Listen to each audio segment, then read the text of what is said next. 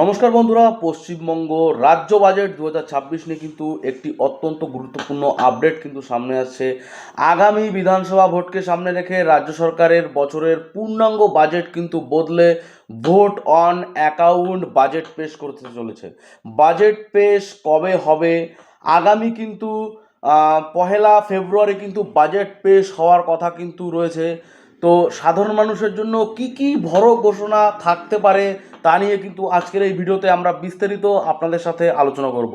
প্রথমে ঠিক হয়েছিল যে 1 ফেব্রুয়ারি কেন্দ্রীয় বাজেটের দিন, অর্থাৎ 2রা ফেব্রুয়ারি সোমবার রাজ্যে কিন্তু বাজেট পেশ হবে, কিন্তু বর্তমান আপডেট অনুযায়ী এই তারিখ কিন্তু পরিবর্তন হয়েছে। আগামী 5ই ফেব্রুয়ারি কিন্তু 2026 বিধানসভায় রাজ্যের বাজেট কিন্তু পেশ করা হবে। বিধানসভার অধিবেশন শুরু হচ্ছে কিন্তু 3রা ফেব্রুয়ারি থেকে। তো এবারে যে বাজেট সরকারি কর্মচারীদের জন্য কিন্তু বেশ নজরে থাকবে মূলত দুটি বিষয়ের উপর। 1 নম্বর কিন্তু মহার্ঘ ভাতা, 2 নম্বর কিন্তু হচ্ছে সপ্তম বেতন কমিশন। তো মহার্ঘ ভাতা মানে হচ্ছে ডিএ।